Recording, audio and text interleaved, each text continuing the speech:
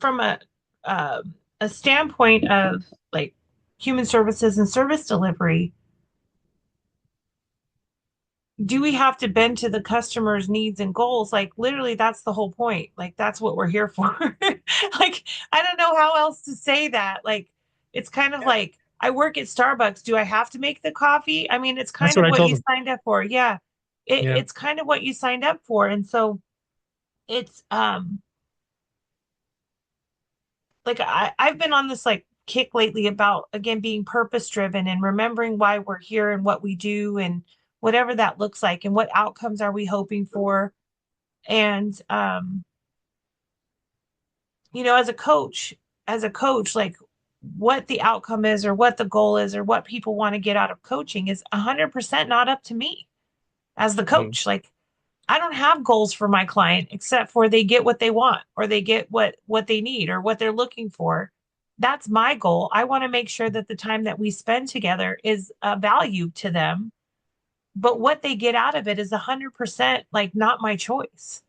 Like do I need to focus on being a good coach? Absolutely. Just the same thing with being a leader. I did a class today for CalPERS and we were talking about maximizing influence and persuasion. And like one of the first things that I talk about is like the big picture, like what are your strategic goals? What are your priorities, your organizational priorities? Because from an organizational standpoint, like all of the decisions that you make are in support of those priorities. And so if they're not supporting those organizational goals or those organizational priorities, then it's probably not the right decision to make. And so when we're talking about like influencing people and helping facilitate growth, which again, I think both are part of the coaching process and even in human services, I can't control what other people choose or decide. It's not my place to do so, but I can still have some influence on maybe the direction they head or how they get there through again information sharing and mentoring or whatever else might look like. But it's interesting to me like how many people like don't know what they want and they get stuck in the whole I know what I don't want. I don't like this. I don't like that. I hate this. I don't want that. So, what do you want? What would you like to be different? What would you like to change? Well, I want to change this other person. I want to change the way my boss talks to me. I want to change the way that you know, um, that my spouse treats me. I want to change, my kids and how they act. That's all stuff you have zero control over, right? So it's like, how do you bring it back to again empowering people to facilitate their growth where you can't maybe change your circumstances or your spouse or your boss or your kids, but how do you change the way you engage with that? Like, I can't change my friend group.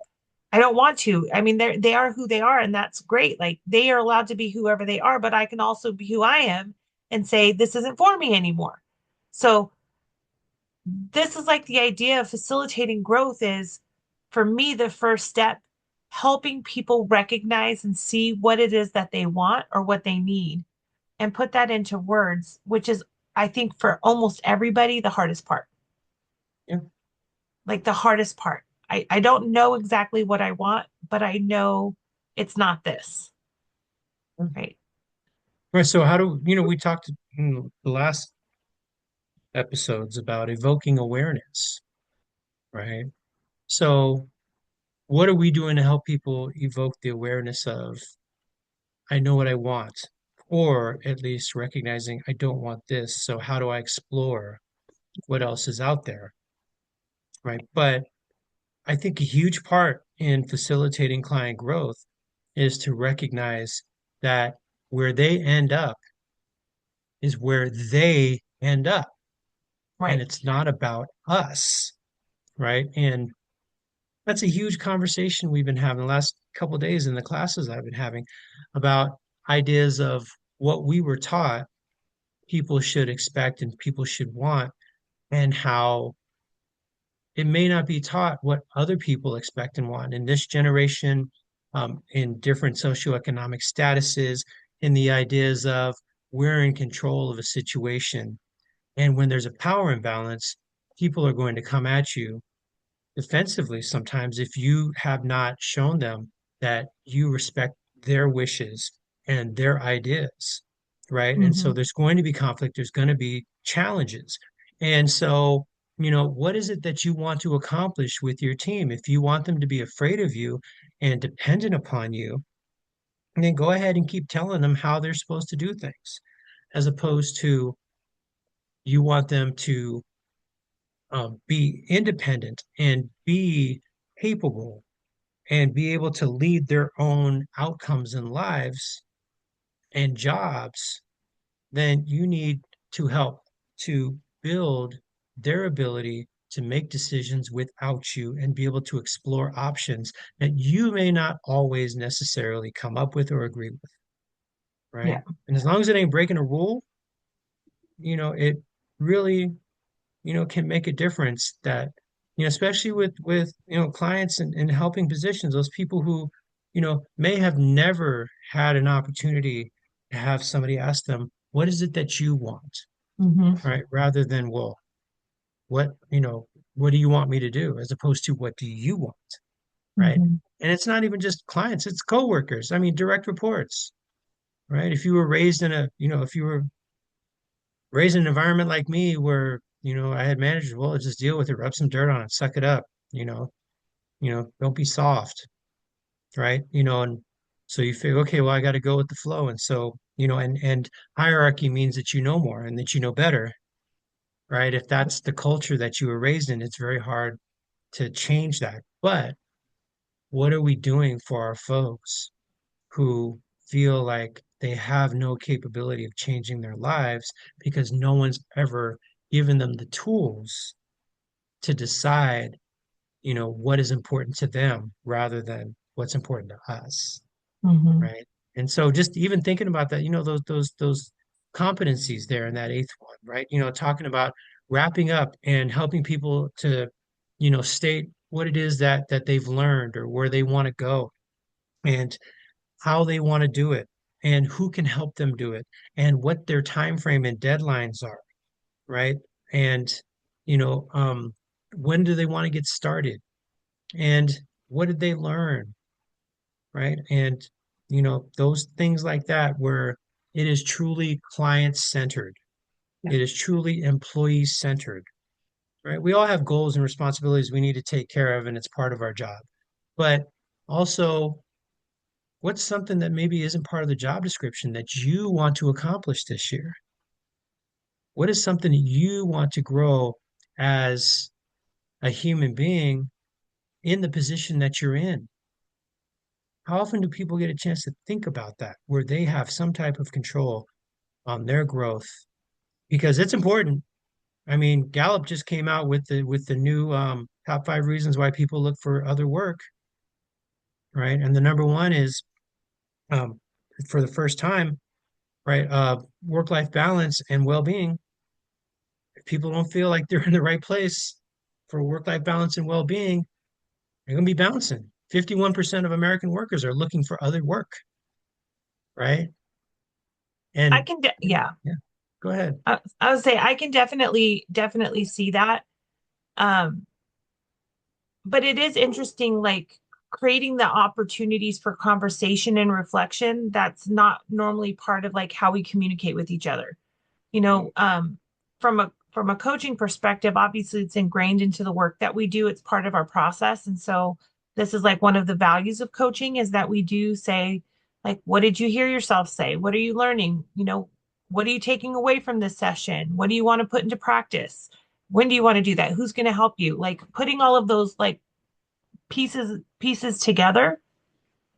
But even from like an instructor standpoint, like one of my like thought process is always like training is only effective if it leads to change behavior. I say that all of the time. And like one of my like biggest worries in life is that I'm going to waste people's time. So even with doing trainings and developing curriculum and deciding like what to include, what to leave out, whatever it is, it's really coming back to like what do people need or want with this time that we're spending together, right? And it's interesting, like you say, you had to pivot from like your first session because you got half the information and then you got some feedback and you got to adapt and change it.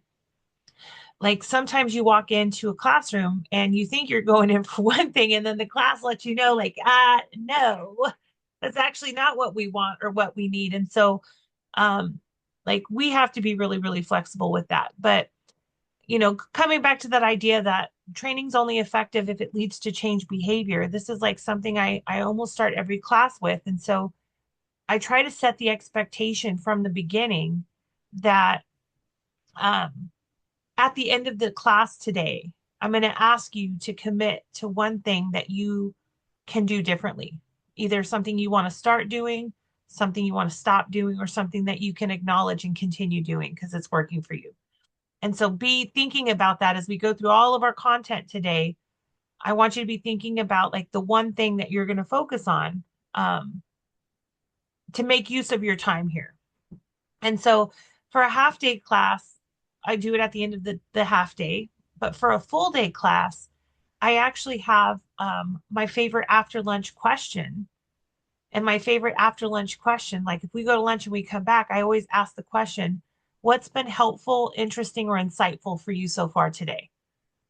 And it's like a way for me to bring people back into the learning classroom, but it's also facilitating that growth because now they have to go back and look at what have we talked about? What notes have they taken? What's been important to them? And they have conversations around it. And then they start to compare notes and then they share it out loud. And it kind of just reaffirms the need for change, right? The need for doing something different. And so at the very, very end of every class, I like to have like a little 5 minute conversation. And I usually say something stupid like, turn to someone around you who looks smart or interesting or, phenomenal. And then tell them like, what's your takeaway? What are you going to start doing, stop doing, or continue doing? Or what do you promise to practice as a result of today's training? And then I have 5 people. It's like my closing ceremonies. I give a high five, some spirit fingers. I mean, I make it ridiculous, right? But my goal here is even for something like, again, I've been doing this huge project around customer service training. Like people know what customer service is. Like I don't need to teach you a skill. Like if you work in human services, you're working with customers all day, every day. But that doesn't mean that we can't reconnect and say, what's working for us? What are we doing well? And, what experience are people having? And so if I can't change like the system, like how do I interact with it in a more effective way? And what am I willing to do, even if I'm doing it all by myself? Like one of like the things I push for all the time, Carl, is like adult to adult conversations. Like don't talk about people, just talk to them. And it's really funny. Can I tell you, I said that the other day and I gave an example of like how to talk to somebody. So like, for example, if I got something from you, Carl, and I'm like, oh, Carl did this. This doesn't make any sense. Like I would have done it this other way. Like instead of me going to you and saying, Carl, you did this wrong. What were you thinking? But to say, Carl, you did it this way. And I thought we should have done it this other way. Like, let's get on the same page. Like, let's get some clarification so we can be consistent. Where I'm not assuming I'm right and you're wrong. I'm just acknowledging the reality that we're doing it different, right? And so how do we have those conversations? And so afterwards I told like they do the evals and I said, well, I'm going to be doing this class several more times. I won't get this eval for 4 to 6 business months. So if there's anything I can do better for the next session, please come and let me know. And so a woman came up to me and she said, I don't know if it's a good idea to tell people to talk to each other. Like I maybe like a little bit like to do it respectfully because I'm a bit concerned if people just start talking to each other. Like what if they do it the wrong way? And I said, well, that's great feedback. Like I thank you for sharing that with me. Like, but what concerns do you have about people having adult conversations? And she's like, well, what if it goes bad? Or what if they get into arguments? I feel like it's just going to create some more drama. And I said, so again, what concern, like, what brings you to have those concerns? Do you not trust that the people in your office can have adult conversations? She's like, well, that's not how it works now. And I said, well, that was kind of the whole point of today's class is to try something different. Because Yeah. my favorite like facilitating growth question is when people are like really stuck on the way they're doing things, I'd love to ask, well, how's that working for you? Yeah. How's that working for you? So if you're wanting people to avoid like having adult conversations, like how's that been working for us so far? And she's like, well, I guess it's not. And I said, great. I will make sure to take some more care to maybe go a little bit harder on like we need to have respectful adult conversations with each other and really trust each other to be adults and not blame each other but just communicate. But I just found that so fascinating. Like please don't tell people to talk to each other. And then yet Well, yet the number one complaint will be we just don't communicate. can I tell you what the quote that I've been using more than anything these last few days? Yes, I love quotes. We do not rise to the level of our goals. We fall to the level of our systems. I love that quote. That's And a if good one. James Clear, what up? What up? Come Yes, join us. Can you get James Atomic Clear? I know it's Habits. your boy, right? Yeah, Get your boy. love We James need to bring him Clear. on. But how powerful is that? Because if your It's so system is powerful. we don't talk to each other, Hmm. right? And so you may have an idea of how do we improve things. I shared a story about how I got, two different groups of people to talk to each other that hadn't talked in 20 years. And when I tried to introduce it, the boss said, "Oh no, it's always been like this. It's always been like this for 20 years." Well, so, you know, client interactions have suffered for 20 years because these two people who share clients don't talk to each other, right? And that's our system. And so Right, you wonder why clients don't feel like many clients don't feel like they're being taken care of or that we have their best interest in mind. No, the best interest in mind we have ourselves and protecting our turf and protecting our beliefs, right, right? right. And so it's something that I've been using over and over again. I read it in a spiral bound notebook and on a PowerPoint that I used on Monday, and I have been hitting people over the head with it all week. Isn't it a So good one? it's powerful. It's powerful. And by the way, I wrote that PowerPoint just so you all know that. So, but yeah, so Yeah, for sure, for sure, for sure, for the sure, show. for You know what sure. else goes along with that quote? I'm going to go on because James Clear, I will say, like, I love to read books, and I haven't been reading as voraciously as I used to, Mhm. um, because I've been too busy drinking margaritas on the beach. But like, I'll get back into reading eventually. Now that I don't have One TikTok and margarita. yeah, and now that I don't have like social media, you would think I would get more reading in. But I have been listening to audiobooks, which has been kind of interesting. But anyways, um, the book Atomic Habits, I read it because I was actually listening to a podcast with him on it. I love Brene Brown's Dare to Lead podcast. I used to do a lot of walking in my neighborhood during the pandemic. And so that was when I would listen to podcasts. I would put my headphones in and I'd walk around the neighborhood during my lunch breaks. And that quote, we don't rise to the level of our goals, but we fall to the level of our systems, actually stops me dead in my tracks. Like I would stopped my walk and I'm like, I need to write that down because it was such a profound like moment for me. And so then I was like, I'm intrigued. You got me, James Clear. You hooked me. You hooked me. And so I read the book. And so the other quote that goes along with that, which I think is just equally as powerful, is that your current systems are perfectly designed for your current results. And so whatever it is that you're doing right now is exactly what's giving you what you have right now. And so if you want something different than what you have right now, you have to do something different. You have to redevelop your systems. And I think that's incredibly powerful as well. Because again, we get habitualized. Habitualized is my word of the week.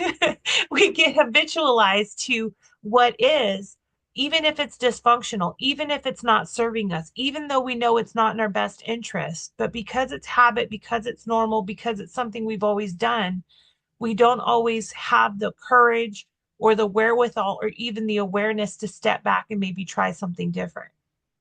So I can I might tell try. you?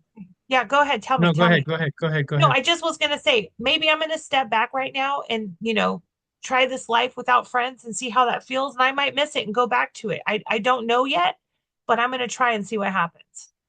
But go ahead, Well, Carl.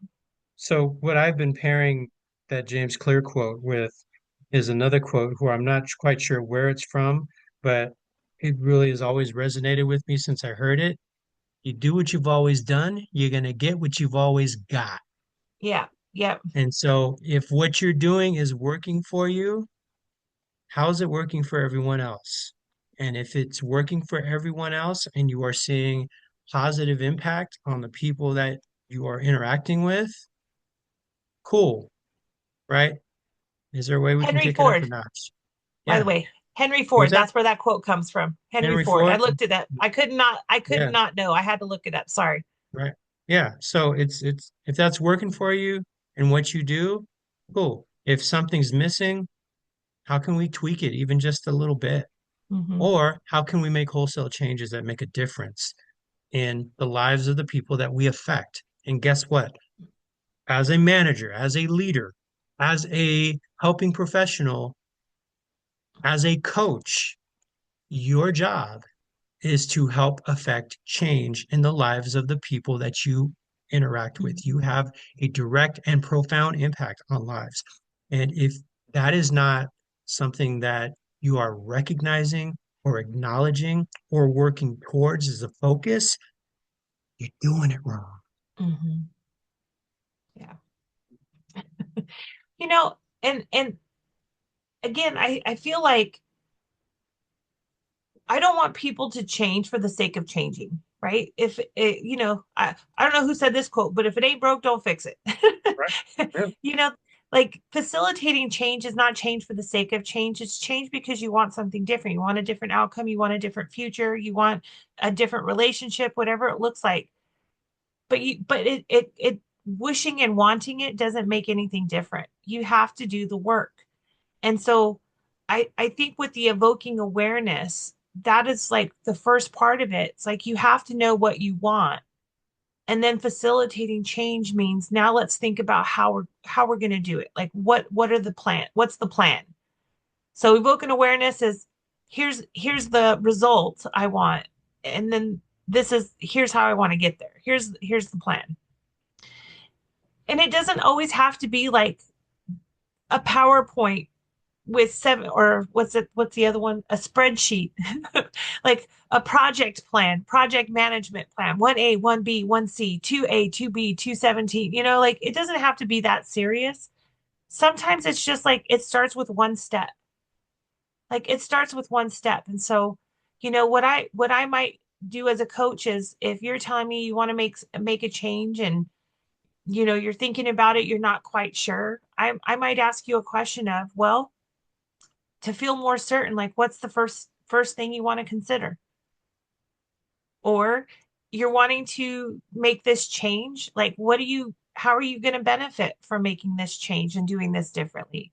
And what do you have to let go of to be able to make this change? And when you feel like getting back to your old habits, what's your plan to overcome some of those really like foreseeable challenges, right? So I mean, there's lots of ways to explore it, but I think even as coaches and helping professionals, when we're facilitating change, we have to be able to do it without judgment, because we ourselves are not always great at change. We ourselves grapple with like the complexity of doing things differently, and the feelings and emotions and thoughts and expectations and all of the stuff it evokes for people. It takes time, and a lot of times it's two steps forward, three steps back, until we really start to embrace our new identity, or embrace our new normal, whatever that is for us. 2 steps forward,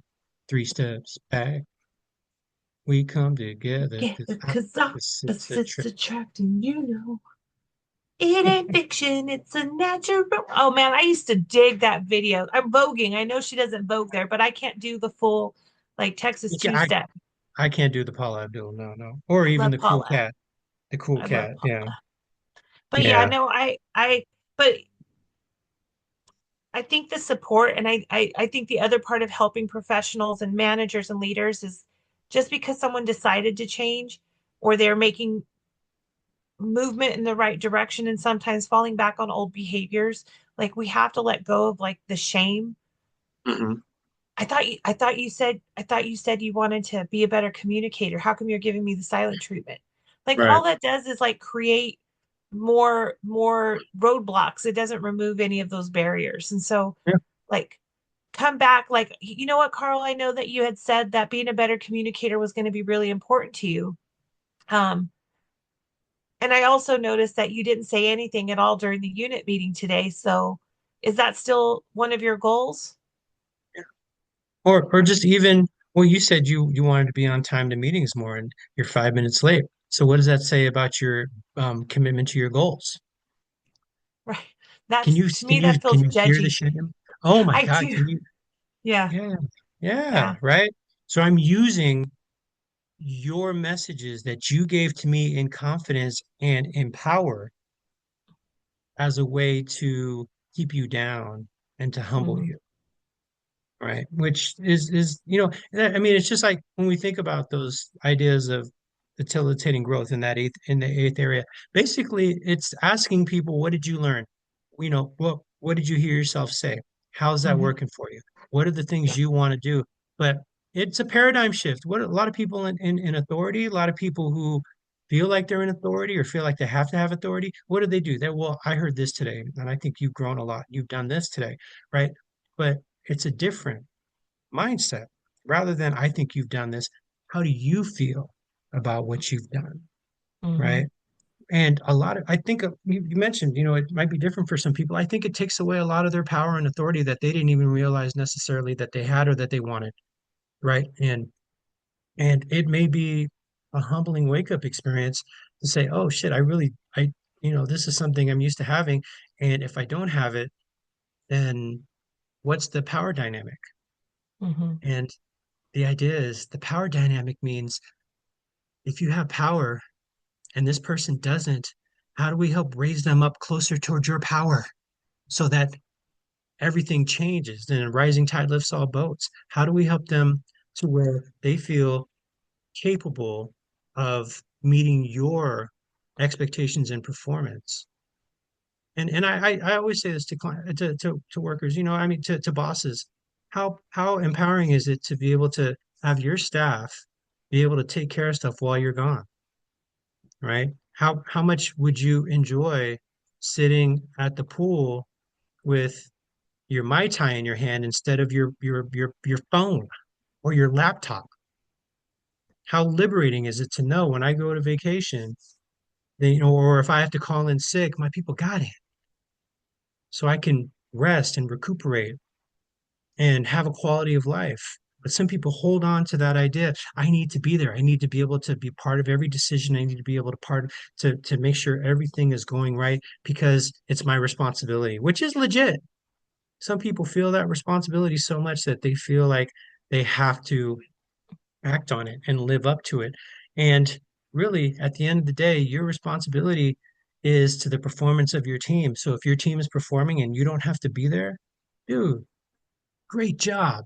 Great Hmm. job. But that's not how we're taught, Right. right? And so we have to rethink, we have to trick our brains, we have to trick our expectations to recognize that empowering people means that we have to let go a little bit, which may not be easy for everyone because how many people that we were taught by let go of shit, right? So it's funny. So this is what there's two things that came to mind when you were talking. And the first one is exactly that idea of can I have a Mai Tai or a phone in my hand? Like where am I willing to let go? Um, and so I almost when I used to be qualified to teach supervisor courses back in the olden days, one of the first questions I would ask is, Inside uh, joke, inside joke. Yeah, yeah. Go ahead. um, so one of the questions I used to ask is, as a supervisor, as a leader, do you want to build dependency or do you want to build capacity? And so almost everybody's always like, oh, I want to build capacity. I want to build capacity. I said, okay, great. I said, how many of you are here today, but you have to have your laptop open or your phone right next to you just in case? Hmm. And everybody kind of like looks around and laughs. And I said, I hate to be the bearer of bad news, but you've already developed dependency. Hmm. Because if you can't be in a classroom for 6 hours and not be afraid that everything's going to fall apart in your absence, you've definitely got some work to do because they're dependent on you now. Like people should know who to go to or where to ask or who they can count on in your absence. But if they can't do it and they can't go one business day without your intervention, you've created dependency. And so if the goal is capacity, what are you willing to do to change to create the dynamic that you want, right? So that's one conversation I love to have. And it's always an eye opener for people. It's funny the looking around, putting their phones away or shutting their computers. And I'm like, Yeah. look, if you have to have it, I'm not telling you it's a bad thing. I'm just letting you know it might not be in line with what you're hoping for. Right. So just be thoughtful of that, consider that.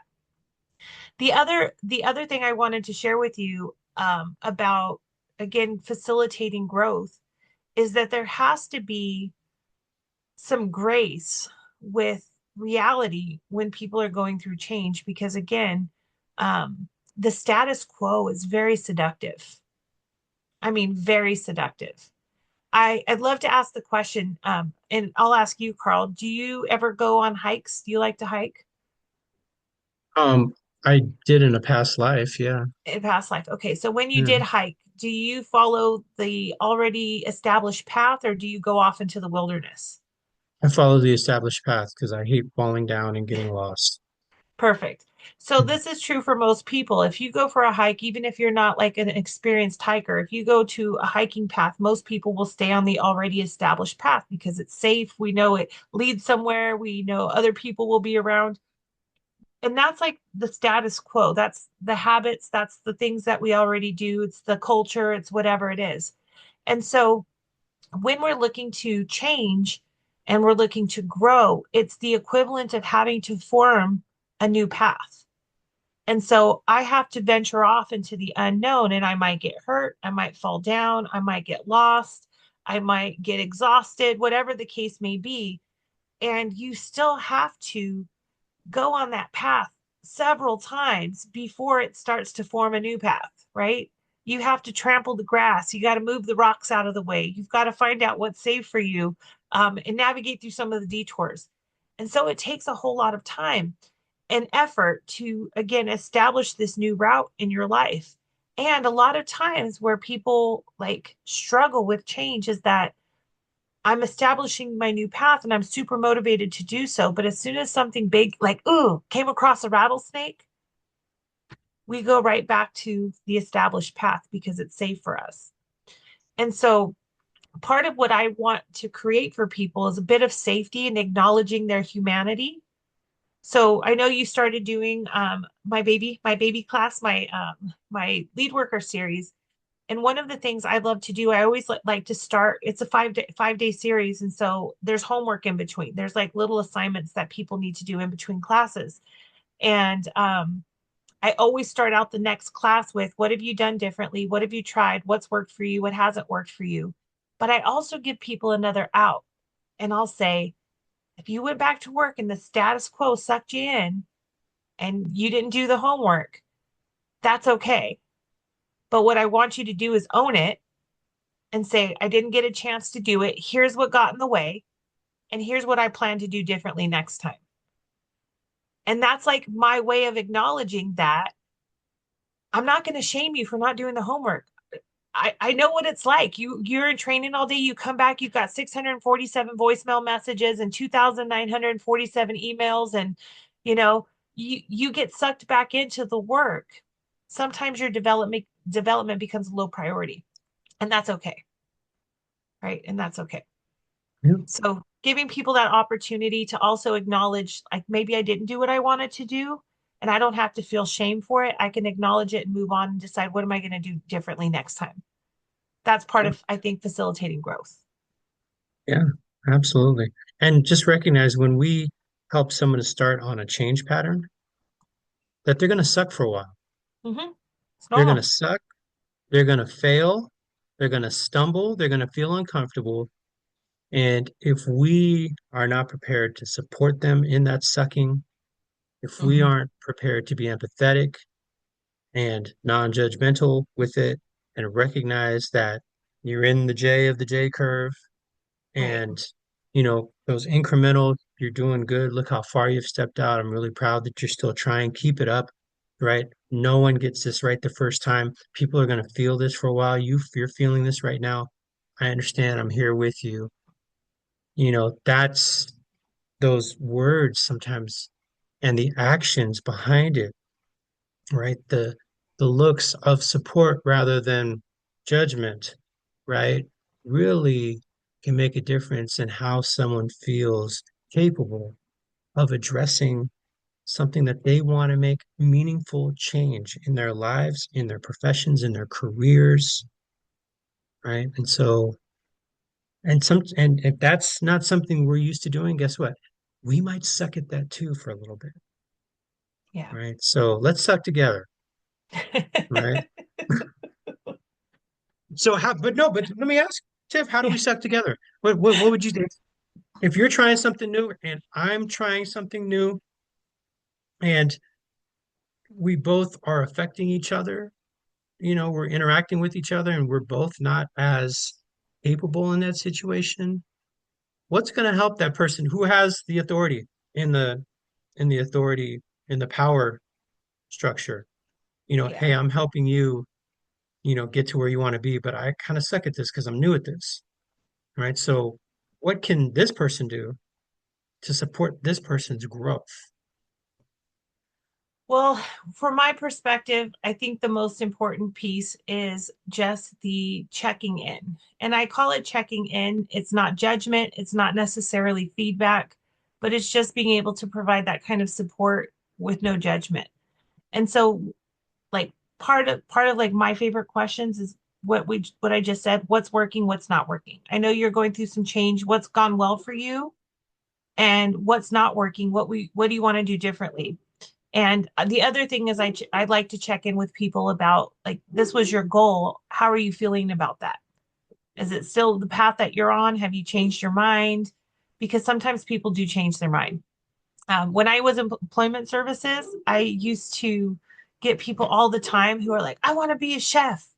And I'd be like, awesome, right? So let's get you in a restaurant, right? Let's get you in a restaurant. You may not get right behind the chef counter right away, but if we can get you into the restaurant, you'll get like a better feel for how restaurants work and what the vibe is. And they would come back like months later and be like, yeah, no, I don't want to be a chef. Like if one more person asks me for ranch dressing, I'm going to lose my shit. So um, sometimes what we think we want, we get on that path and then realize maybe this wasn't for me, and that's okay too. So I might ask some extra questions. Well, what was it about being a chef that was interesting to you? What was it about that goal that led you there? And what's different for you now? What other direction could you move that might still fill those needs? Like this is true for me. I wanted to be a nurse my whole life. If you had asked me at any point in my adolescence and childhood and even high school, like, what do you want to be when you grow up? I was going to be a registered nurse. That was my plan. And then I went to my first semester of college and found out I had to see blood and do shots, which never, like registered to me. I might have to give people injections. And I was like, yeah, no, that's not going to work for me. I, I can't do it. And so I had to like really like, what was it about being a nurse that was so attractive to me? Why did I want to do that? And it was just, I wanted to help people. I wanted to be like supportive. And so again, there's lots of different ways you can do that. Don't involve blood, guts, and death and needles. You know what I mean? So um, I think that's part of the exploration as well and helping people grow is sometimes they're growing into something and finding out that's not what they wanted, even though they maybe assumed it in the beginning. And that's okay. You're allowed to change your mind. You're allowed to change your mind and maybe move in a different path. In human services, we might say, you can change your mind, but you've only got 3 more years of support. So, what can you do in the next 3 years? Or you've got 12 months left. What can you do in the 12 months that you have left to get you moving in that direction? But I'm still not going to judge because it's not my life. Well, when somebody in the class today, they mentioned, the fact that, hey, you've been in work experience, 3 different sites, and now you want to go on a fourth one. And, the last one was kind of easy, and now you're failing. I don't know if you're going to be able to do the fourth one, right? And the conversation is, well, how did they get to 4 sites? right? What is it that maybe we could have started a conversation or helped somebody maybe after the first site or there's the second site, there's kind of a pattern. Hey, look, you've, Right. already had a challenge. What's going on? Talk to me about what are some of the things that you're seeing that are keeping you from being successful in these two sites, Right. right? Rather than four sites in and now we burn four sites and there's a burning platform of we need to fix this, right? And I Right. don't trust you, right? And so I don't trust you to be successful. Well, the second time around, maybe even the first time around, what was it that kept you from being successful here? How can we maybe tweak that because it's still fresh and maybe we can, look at how we can adjust that. Right. Well, my husband just didn't want to watch my kids. Okay, so, did you think the second site was going to be any different or how was the second site? Well, he told me he would and then he didn't do it again. Okay, so that's two in a row where you were supposed to have support for childcare from your husband and it didn't happen. So why is the third site or the fourth site going to be different? Hmm. Right? What can you do to help improve that? I don't know. I don't have anybody else, right? Okay, well, what are some other options other than your husband? I don't know. I don't trust people with my kids. Okay, so where does that come from? Right? These are conversations to have rather than, oh, well, yeah, I don't trust people with my kids, but yet I do that. Well, okay, remember we've talked about this in other episodes, people, right? We always take it personal. We get defensive. Just because something's worked for us and doesn't work for somebody else doesn't mean that they're wrong, right? And so, what is it that is challenging with you trusting kids? I Hmm. mean, with you trusting kids, with you trusting, you know, people you don't know, and what could they do to show you to earn your trust? Hmm. Right. Because I used to have a canned answer. Oh, you don't trust kids, you don't trust other people with your kids. Guess what? These places, they're being accredited. So they want to keep their business going. So, you get to choose where you want it to be. And some people were saying that today in the class. I said, okay, great. These people are accredited and I get to choose which one. But what if I choose not to trust other people with my kids? What can they do to earn your trust? I've never thought about that. Okay, well, do you want some time now? Or maybe come back or give me a call. Just think about that. Think, what are some non-negotiables you have Right. for someone to watch your children, right? And so just come up with the list. Let me know. And, maybe we can practice on how to make that work when you're going out and looking for trusting childcare. Or, somebody else said, well, somebody said that, but they have three kids in school. So I'm like, how come, you can trust your teachers? I said, well, because they've been there for a while, and that person felt defensive, and I said, well, you kind of put it on them, right? Like you were, like this was Law and Order. You're Yeah. interrogating them, right? As opposed to, okay, so you have three kids in school.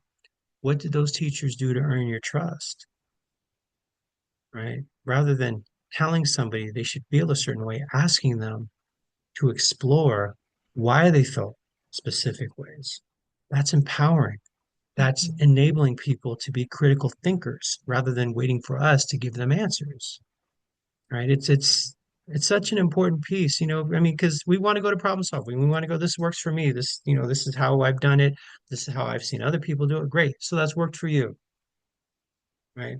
What works for me may not specifically work for Tiffany Salcido. Mm-mm. 'Cause I do Right? what I want. Yeah, you want to be on a beach in Mexico. I want to be on the 25th floor in downtown San Francisco. And that's, with the view of the bay. That's my dream, right? So we have different, it doesn't mean we can't appreciate each other, Right. right? Right. So just because something works for you doesn't make me wrong, it just makes me different. Right. And recognize it ain't about us. So when we're asking people, what did you learn? Who's going to hold you accountable? That's such a powerful one. Who's going to be your accountability partner? And I hear a lot of people say, I guess it's going to have to be me. And I said, okay, well, while you're holding yourself accountable, who else do you think, can help you to hold you accountable without being judgmental? And maybe you can celebrate successes with. That can be an accountability partner. Oh, yeah, I Or guess as I I didn't. like to say, Accountability buddy. Yeah. Celebrate accountability. Na, na, na, na. I'm not going Ooh, there, Carl. ooh, ooh. I did Paula Abdul with you, but I'm not doing that one. All right, Tiff. Well, what you can do for me now is give me some hot tips. Hot tips. Tip. All right. Facilitating growth.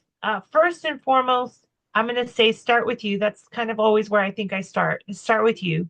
If you're looking to help facilitate growth, start with yourself and get really engaged in your own growth and your own development, and don't get habitualized to what you always do. Like engage in some self-reflection. What am I doing well? Where do I need to develop? Where do I want to be? The second hot tip I got for you today um, is that before you are facilitating growth with whoever you're helping, whether as a coach, as a leader, as a professional, to know where they want to go and to really kind of explore that and then start to move into how do we help them grow into whatever it is that they want to be. I also will say part of that discussion is having them consider all of the things that might get in the way of that growth and coming up with a plan ahead of time. So, like, what are some things you can probably anticipate and what are you going to do when that thing happens? The last hot tip I got for us today is to be patient with the process. Be patient with the process because I can have the best of intentions, I can have a rock solid plan, but life doesn't always happen the way that we want. And again, when in doubt, we go back to what we know and what's comfortable for us. And so just give yourself and others some grace. It's a dance. Couple steps forward, few steps back. We come together because opposites attract. I know we keep going back to the song, but for real, keeping it for real. Be patient in the process. Like there's no growth that's just linear. There's going to be some ups and downs, ups and downs, ups and downs, and that's normal. And when maybe you're not having the growth spurt that you would prefer, like just engage in some self reflection. And again, what's working for me? What's not working for me? What can I do better? And if you're coaching or leading someone, just offer them that same information. What's working for you? What's not working for you? What do you need to change? What support do you need from me? Keep the dialogue open. And then, of course, I'm going to say one last thing. And this is the last thing I'll say. Celebrate your wins. Celebrate them, even if they're small.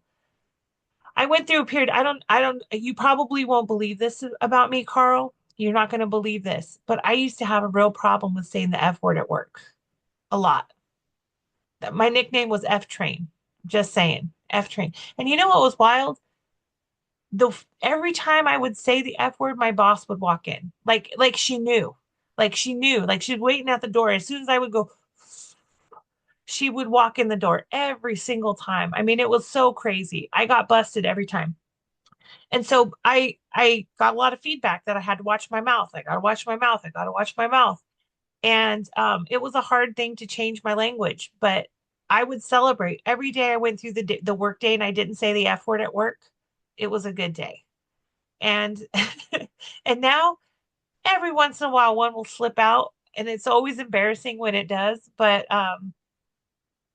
celebrate your wins, even the smallest ones. I didn't say the F word today. I'm doing big things. You know what I mean? Big You things. almost did. You almost did. I We talked almost about did. flux. We talked about Yeah. flux. Well, I mean, it was too close. It was too familiar.